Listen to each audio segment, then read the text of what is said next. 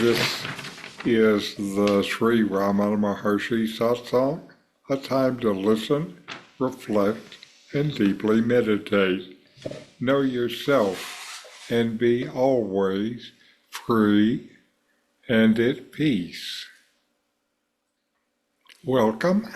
I'm Richard Clarke. I'm not a guru or a teacher. I love Ramana's teaching and so want to share it. I'll be reading and commenting on the Ashtavakra Gita Chapter 9, verses 5 through 8. In these verses, Ashtavakra is continuing to speak of detachment. Chapter 9, verse 5. The greatest seers, saints, and yogis agree on very little. Seeing this, who could not be indifferent to knowledge and become still? One who through worldly indifference, through serenity and reason, sees his true nature and escapes illusion, is he not a true teacher? In the myriad forms of the universe, see the primal element alone. You will be instantly free and abide in the self. Desire creates the world. Renounce it. Renounce desires, and you renounce the world. Now you may live as you are. So let's explore these verses where Ashtavakra speaks of detachment. Chapter 9, verse 5. The greatest seers, saints, and yogis agree on very little. Seeing this, who could not be indifferent to knowledge and become still? This verse points out that even the wisest and most enlightened beings often have differing views and understanding. These are all mental ideas, and mental ideas are many and diverse.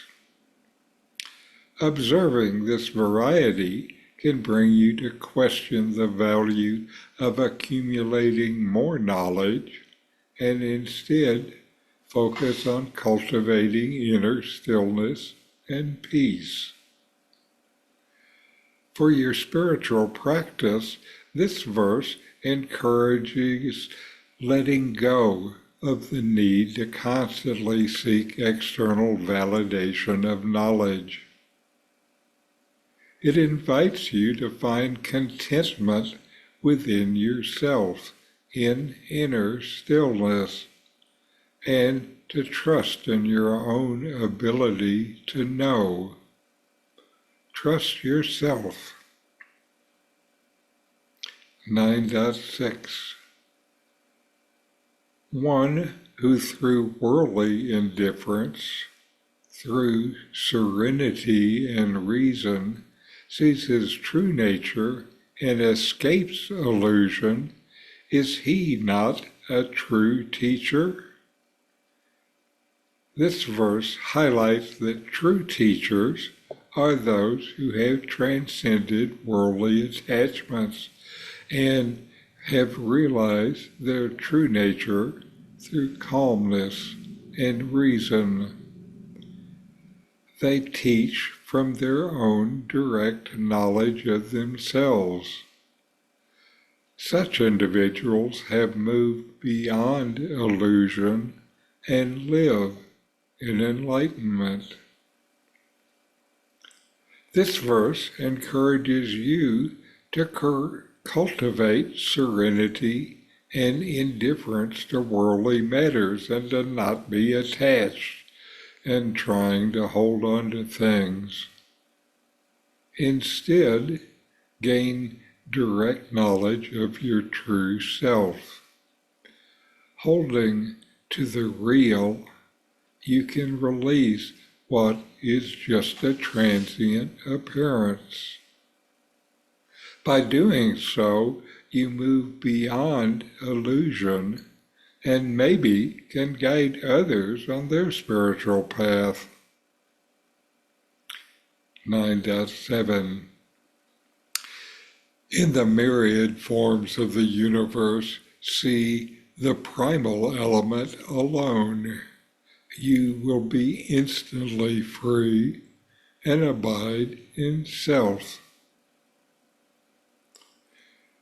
This verse teaches that by recognizing and knowing your own direct experience and seeing the fundamental essence that underlies all forms in the universe, you can achieve immediate liberation and dwell in the self as the self.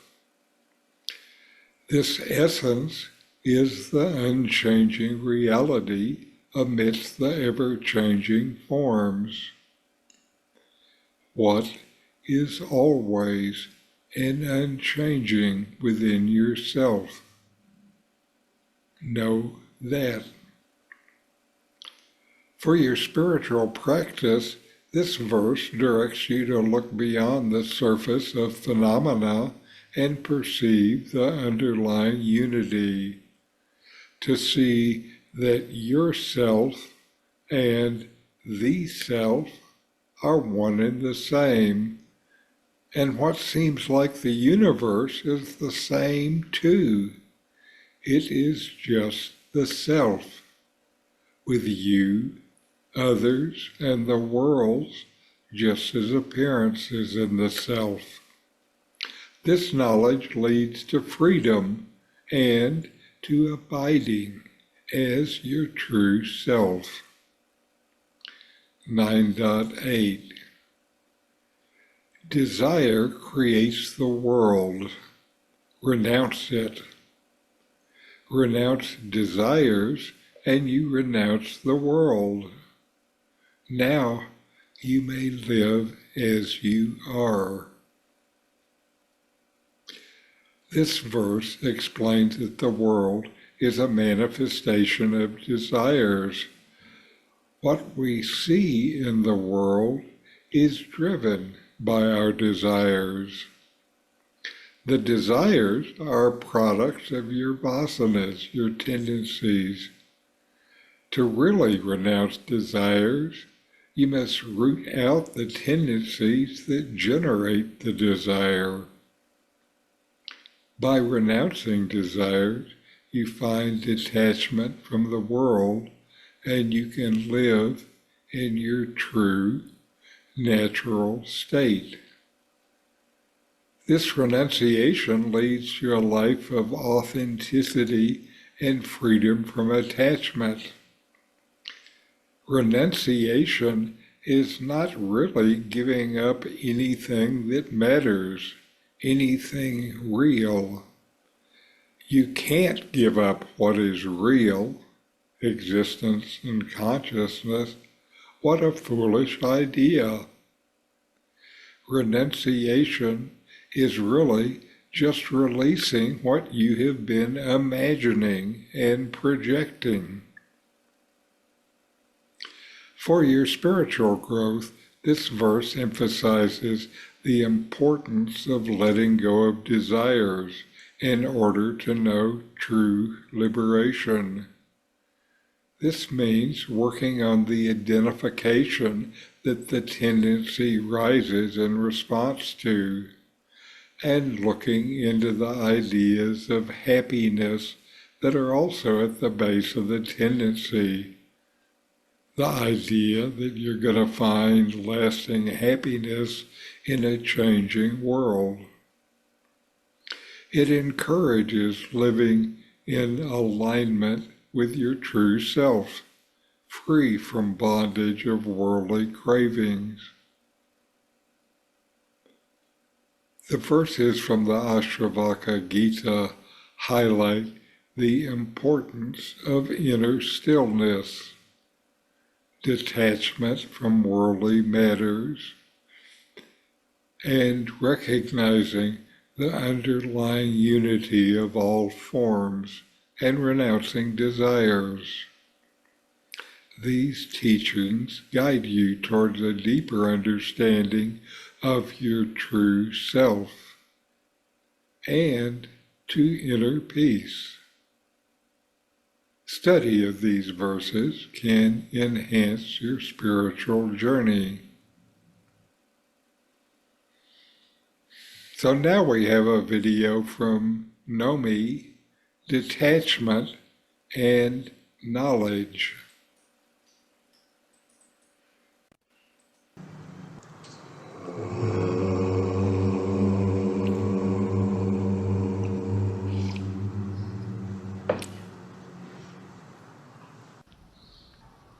Sri Bhagavan declares that vairagya and jnana are one and the same. Vairagya means detachment or dispassion, while jnana means knowledge or wisdom. They are the same in essence and in their very substance. And they are the same in the principles, if I can call them such, by which one realizes their significance. Detachment is bliss. To the degree that one is detached, one revels in bliss. The movement of the mind, confused about the nature of happiness, that manifests as attachment, is done for the sake of happiness, but brings about precisely the opposite result. It is because in attachment one looks outwardly for what is inward, to the non-self for that which is actually the self, bliss.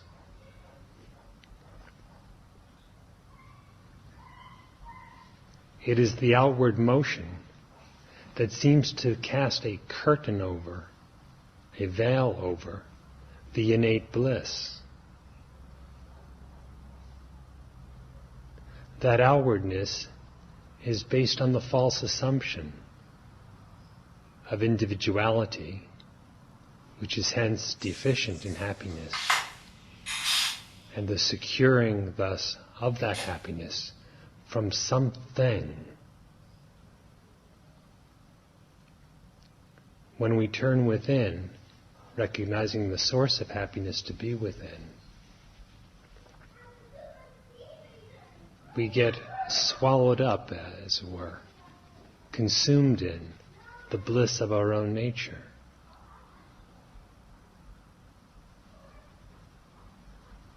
Then there is nothing more to be desired. In fact, Sri Bhagavan says both the desires and the aversions are done away with. One remains in waveless bliss.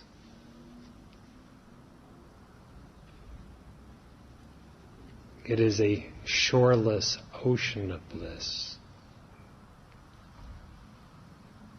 a vast expanse of bliss that is identical with one's very being.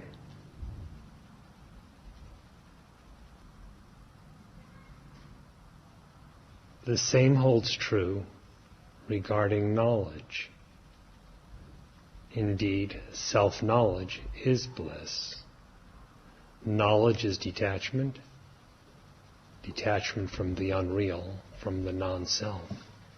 And knowledge is bliss. Knowledge is consciousness. That which is referred to as being and as bliss is also consciousness. Satchidananda, being, consciousness, bliss.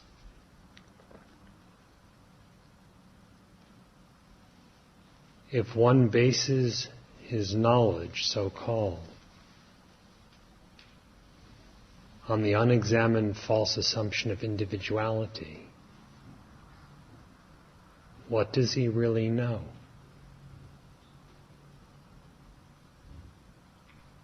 He can say, I know this, but what does he know? He can say, I don't know this. What is it that he does not know?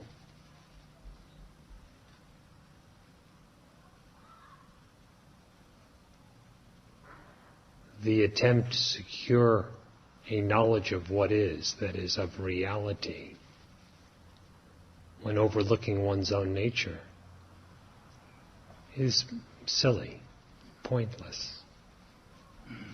It results only in dreams, illusions.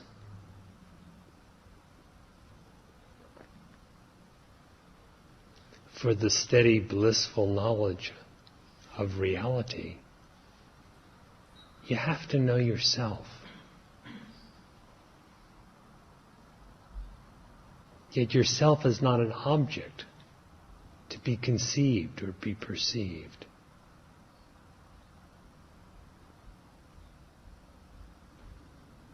There is a verse in Saddarshanam that pertains to this.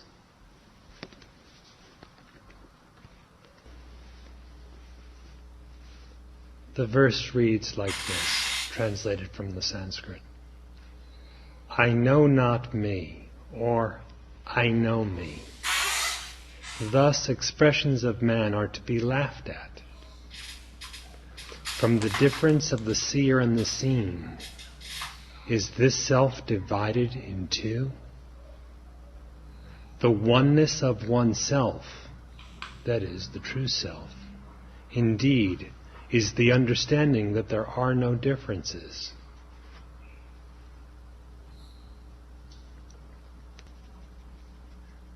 Your existence is one, utterly indivisible.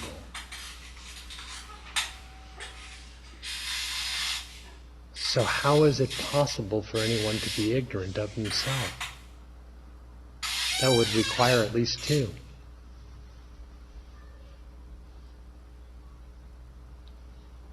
Or how would it be possible for someone to think of himself? That again would require two. Ignorance and knowledge so-called do not pertain to the self. Thought and forgetfulness do not pertain to the self. Inquiring into your own self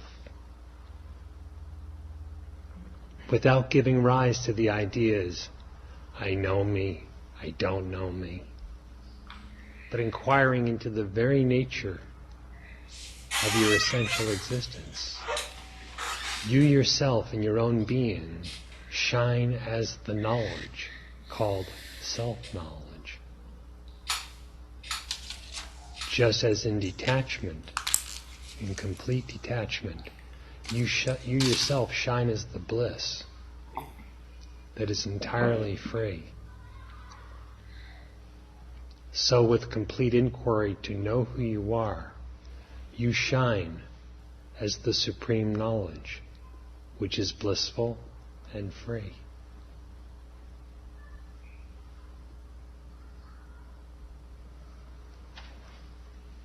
Differences are a product of delusion. That is, they are born of imagination and have no reality at any time. The unborn truth, the differenceless, uncreated reality, is as it is forever.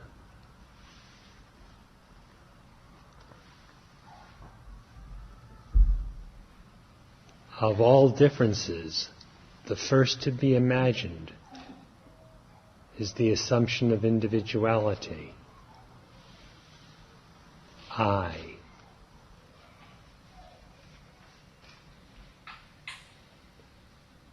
From that single assumption, for that assumption, in that assumption, appears the imagination of all difference, including every kind of misidentification and every kind of attachment.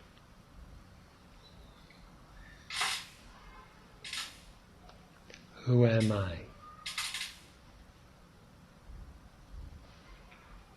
What is the very nature of I?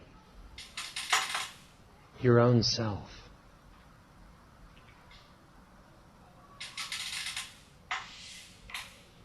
Certainly it is not a body. And just as certain is it that it is not a thought. It is no kind of person whatsoever. Inquire and know the differenceless nature of your very existence, your very consciousness, your very bliss.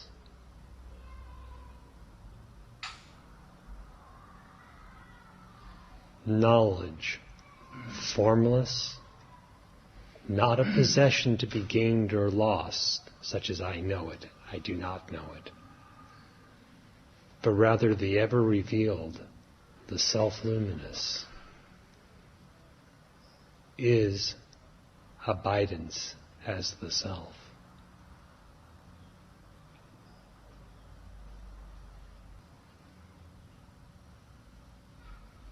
With utter detachment toward all the unreal, with profound knowledge of the non-objective truth. Abide in the self as the self.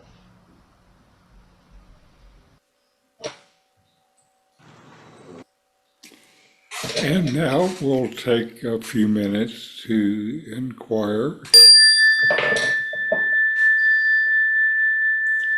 You exist. You exist, and you know that you exist. Inquire, investigate within yourself. Feel the inner stillness.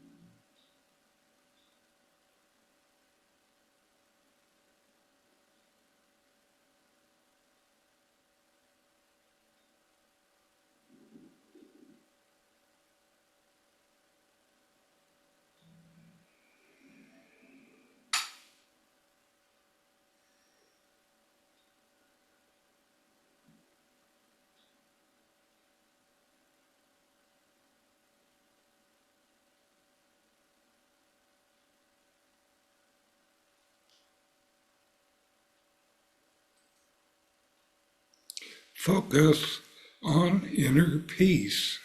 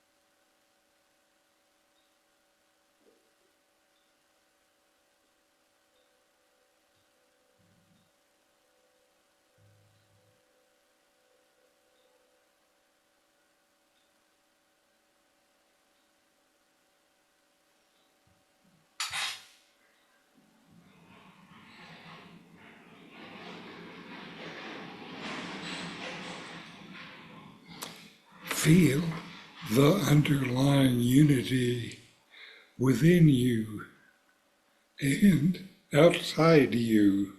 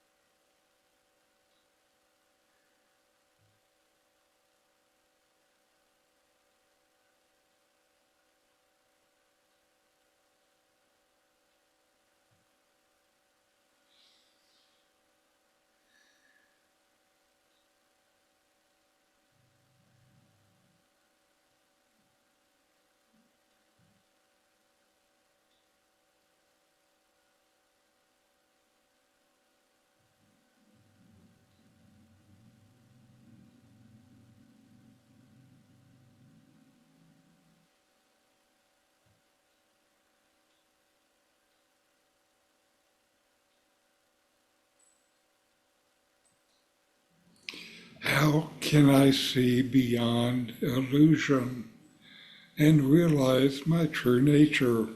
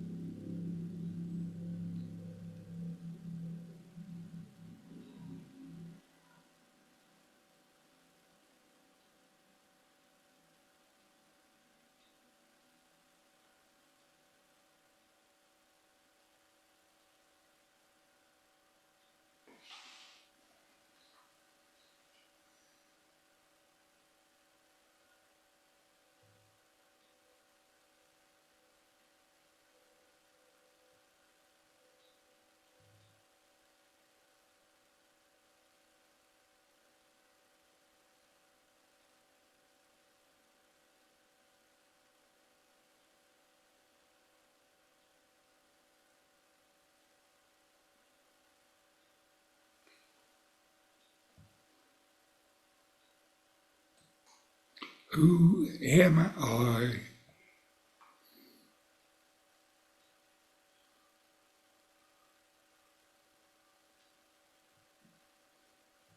What is my true identity?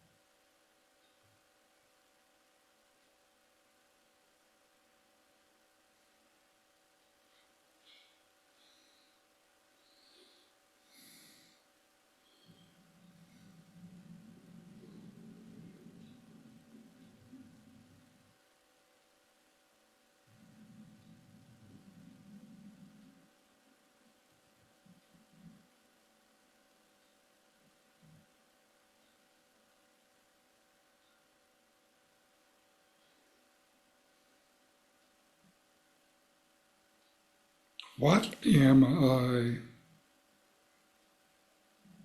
What is the nature of my existence? What actually exists?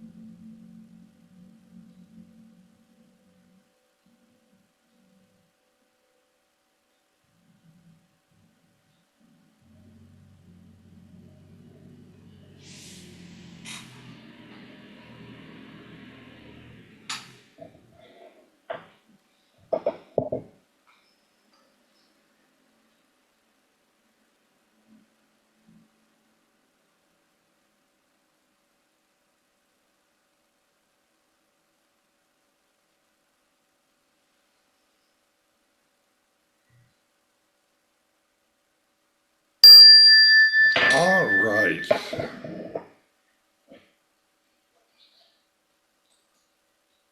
And we close with our chant. Om.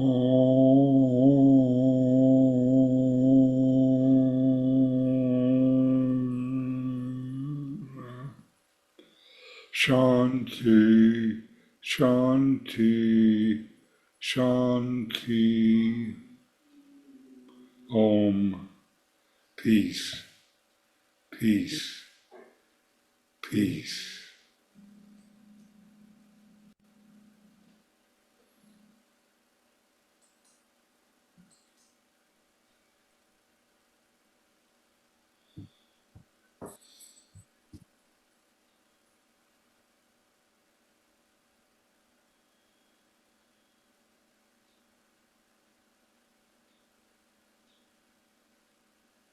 Another sharing of these beautiful teachings. Well, we are blessed ourselves to have one of those teachers that Ashtavakra was talking about in these verses, who's teaching from self-knowledge instead of imagination. Yeah.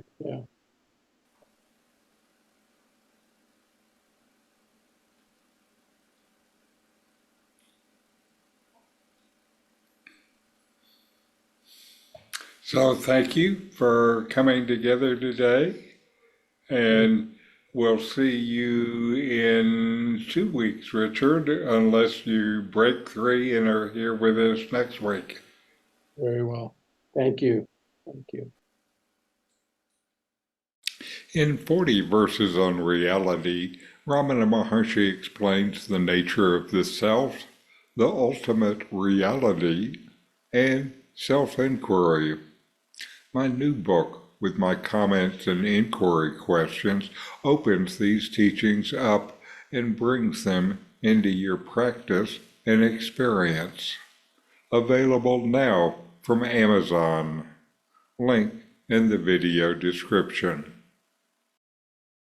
These videos bring Ramana's teachings into your direct experience. Click subscribe to see more. Click thumbs up to like, and send questions and start a dialogue with a comment